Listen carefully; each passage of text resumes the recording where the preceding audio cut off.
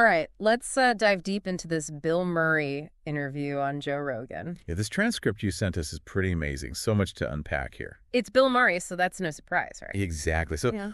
where should we start with this one? I mean, Well, we have to talk about Hunter S. Thompson, right?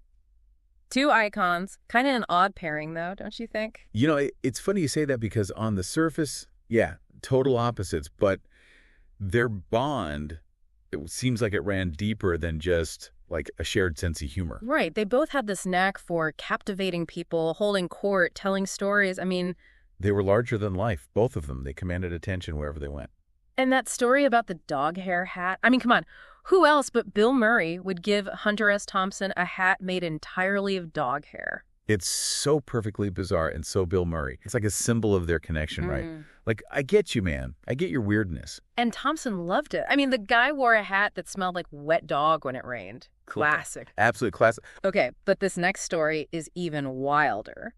Murray runs into Nixon. Yes, that Nixon in a urinal. You can't make this stuff up. And they have this agreement. They can only talk about NFL football. Only Bill Murray could pull that off. Yeah. It's so absurd. It's hilarious. But it also says something about him, you know? Even in this totally bizarre situation, he finds a way to connect with someone, to find common ground. And Nixon, of all people, was a huge football fan. He even, get this, designed a play for the Washington Redskins. Wait, what? Really? Yeah, it's true. But it didn't go so well. They lost big.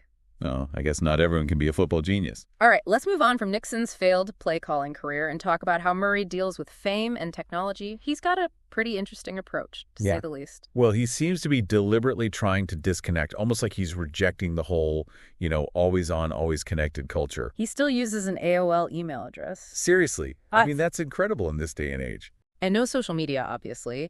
It's like he's saying, I'm going to engage with the world on my own terms, not on some algorithm's terms. I think that's a big part of his appeal, right? He's authentic. He's not trying to be anyone but himself. And he's not afraid to go against the grain. It's refreshing, for sure.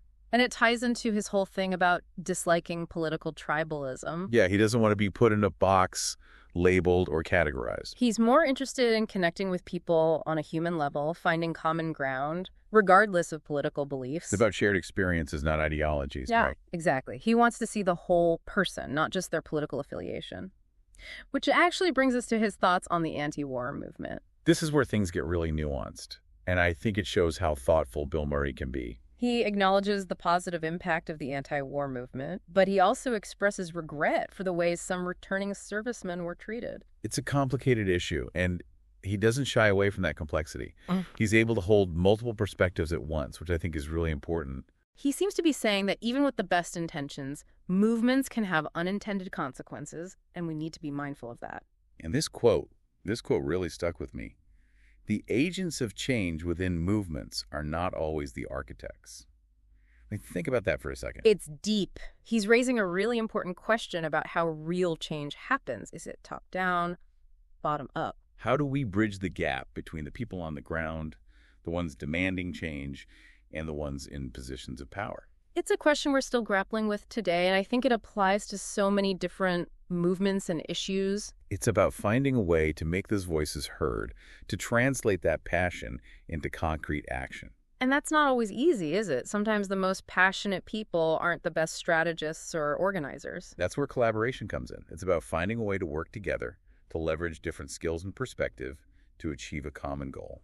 All right, let's shift gears a bit and talk about Murray's acting career. He's obviously very selective about the roles he takes on. He has a very specific approach, especially when he's portraying real people. He feels a responsibility to represent their entire life experience, not just a snapshot of it. He takes it very seriously. Yeah. It's more than just playing a part. It's about honoring the complexity of a human life. And it seems like he only works with directors he trusts implicitly. Wes Anderson, Jim Jarmusch, Sofia Coppola. These are filmmakers who share his sensibilities, his sense of humor, his way of seeing the world. He's got this uncanny ability to recognize talent, to find the right people to collaborate with. And of course, he always emphasizes the importance of a good script. The story is everything, right? He's not going to sign on to a project just for the paycheck. He wants to be part of something meaningful, something that resonates with him on a deeper level. Speaking of meaningful stories, let's talk about his film The Friend. This one's a bit of a mystery, isn't it? You've got Naomi Watts, a giant Great Dane, and this question of who the true friend is. It seems like it's open to interpretation, which is something Murray seems to be drawn to. He likes films that make you think, that challenge you, Right. that stay with you long after the credits roll. And he's a big fan of films that embrace quiet moments, that let the visuals tell the story. He mentions Bullet with Yeah. Steve McQueen and Le Mans as examples. Films where there's not a lot of dialogue, but the atmosphere, the visuals, they draw you in. It's a different kind of filmmaking, a more contemplative approach. It's about trusting the audience to engage with the material, to fill in the gaps, to create their own meaning. And sometimes silence can be more powerful than words, right? It allows for a different kind of connection, a more visceral experience. Absolutely. It's about creating a space for the audience to breathe, to reflect, to feel. Now, get ready for this. Murray's got a new film coming out called Riff Raff. Oh yeah, this one sounds like a riot. He describes it as a hilarious must-see, but he jokes that the trailer might reveal a bit too much. Well, hopefully they left some surprises for the actual film. The cast is incredible. Jennifer Coolidge, Ed Harris, Pete Davidson, John Lovitz, Danny McBride, Owen Wilson. I mean, it's a comedic dream team. That's a lot of comedic firepower in one film. What's it about? He doesn't give away too much, but he promises over-the-top humor, the kind that will leave you in stitches. Well, with that cast, I can't imagine anything less. All right, let's wrap up this first part with a look at Murray's time on SNL. He was there during a pretty pivotal time in the show's history, and he has some interesting thoughts on the evolution of comedy. Yeah, he's seen it all. From the early Wild West days of SNL to the more polished, maybe a little more cautious approach we see today. He's got this great anecdote about an in memoriam segment on SNL, but it wasn't for actual people who had passed away. Wait, what? It was for the types of jokes that could no longer be told on the show, the ones that had become too taboo, too edgy. That's brilliant. So meta, so SNL. It's a funny way to address a serious issue, right? The fact that comedy has to evolve, that what was acceptable 20, 30 years ago might not fly today. It's a reflection of our changing culture, our changing sensibilities. And it makes you wonder, where do we go from here? What are the new boundaries, and who's going to be brave enough to push them? Those are questions for another deep dive, I think. Well, we'll save those for next time. So we talked about SNL and comedy, but where do you want to go next with Bill Murray? Well, something that really struck me in this Rogan interview was his take on the homeless crisis. Yeah, I mean, it's a tough subject, especially in places like San Francisco. He seems really concerned about it and even a little frustrated, Oh, yeah, he doesn't hold back, especially when it comes to the policies. He thinks a lot of them are actually making the problem worse. Like enabling people to live on the streets instead of actually addressing the root causes. Exactly. He keeps saying we need to look deeper, figure out why people are ending up on the streets in the first place. And it's not just about San Francisco, right? This is happening all over the country. He's seen it firsthand, and it clearly weighs on him. Which is where this guy, Alan Graham, comes in. Oh, yeah, the guy from Mobile Loaves and Fishes. In Austin, Texas, and he's doing some really innovative stuff to help the homeless. It's not just about giving people a place to sleep. Yeah. It's about building a community. Giving them a sense of purpose, a chance to get back on their feet. And Murray was so impressed with what Graham's doing that he brought his own kids to visit. He wanted them to see that there's hope, that we can make a difference. It's a powerful message, especially for young people. Okay, enough serious stuff for a minute.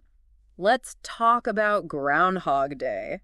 Did you know Murray had to learn to play pool for that movie? I actually didn't know that, no. Yeah, he worked with a professional pool player, spent hours practicing trick shots. He's a perfectionist, man. He commits. But the funny thing is, they didn't even use all the footage of him making those amazing shots. Really? Why not? He thinks it's because they thought it would be too unbelievable for the audience. Like, no one would believe Bill Murray could be that good at pool. I mean, it's Bill Murray, the guy crashes parties and does the dishes. But you're telling me he's also a pool shark? Right. It's almost too much. He's full of surprises. Speaking of surprises, did you know that his brother, Brian Doyle Murray, actually co-wrote Caddyshack? No way, really. So they both had those caddying experiences growing up. Yeah, it makes you wonder how much of Carl Spackler is based on real-life Bill Murray. I gotta imagine there's some truth in there somewhere. He tells this hilarious story about his first job as a shag boy. Basically, a human target for golfers on the driving range. What? Are you serious? Totally serious. 10-year-old Bill Murray dodging golf balls like it's dodgeball. I can't even imagine. And yeah, he got hit a few times, nothing too serious, but That still. got to build character, though, I right? guess so. He definitely learned to take a hit, both literally and figuratively. And later on, his son got into golf, and that rekindled his passion for the game. Yeah, he started reading books about the mental game, the strategy, the whole Zen aspect of. He's all about that mindfulness, that being present in the moment. It's not just about hitting the ball for him, it's a whole philosophy. And that ties into his interest in archery, too, right? He talks about how it demands focus, precision, that stillness of mind. He compares it to Zen meditation. It's about finding that flow state where everything just clicks and you're completely in the zone. And he talks about the surprise shot where you release the arrow without even thinking about it. It's like your subconscious takes over, your body just knows what to do. It's that moment of pure instinct, pure intuition. And for Murray, that seems to be what he's always chasing, whether it's in golf, archery, acting, or life in general. So we've talked about a lot of things, but we haven't really talked about Bill Murray and fame. Yeah, he's definitely an A-lister, but he seems to handle it differently than most. He's like this phantom celebrity. He appears and disappears at will. Showing up at random karaoke bars, weddings, you never know where he'll pop up. But then he's gone just as quickly. No entourage, no paparazzi. You know, it all comes back to that thing we were talking about earlier, his aversion to technology and that constant connection. Right. He's not on social media. He doesn't have a publicist. He seems to value his privacy above all else. He's not playing the Hollywood game. He's doing things his own way. It's almost like he's saying, I'm going to be famous on my own terms. I'm not going to let it control me. And that's got to be hard, especially in today's world where everything is so image-driven. He's not trying to build a brand or curate a persona. He's just being Bill Murray. And people love him for it. That authenticity is rare. Okay, let's circle back to comedy for a minute. Murray's been doing it for decades. He's seen how things have changed, what's considered acceptable, what's not. Yeah, he's got that great line about the in memoriam segment on SNL. Where they weren't remembering people, but jokes. Jokes that could no longer be told. Because they'd become too offensive or maybe too risky. It makes you think about the line between pushing boundaries and being, actually offensive. And whether there's a place for that kind of edgy humor anymore. I mean, it's a slippery slope, right? What one person finds funny, another person might find deeply offensive. And with social media, everything gets amplified so quickly, it's hard to control the narrative. Yeah, one bad joke can go viral and ruin your career. But maybe that's part of what's missing in comedy today, that willingness to take risks, to push the envelope a little bit. Because sometimes those uncomfortable moments, those are the ones that make us think, make us question our assumptions. It's about provoking a reaction, starting a conversation. And Murray's always been good at that, making people laugh, but also making them think. He's not afraid to be a little bit provocative, a little bit controversial. And that's why people love him. He's real. He's not afraid to be himself. So we've come to the end of our Bill Murray deep dive. What have we learned? Well, I think we've learned that he's a lot more complex than just the funny guy we see on screen. He's a deep thinker, a philosopher, an observer of human nature. He's got this unique perspective on fame, on comedy, on life in general. And he's not afraid to challenge conventions, to do things his own way. He's a reminder that it's okay to be different, to be a little bit weird, to not take yourself too seriously. And maybe, just maybe, that's the key to a happy and fulfilling life. Embrace the absurdity, find joy in the unexpected, and never stop searching for those moments of connection. And who knows, maybe you'll bump into Bill Murray at a karaoke bar someday. Just be sure to have a good story ready.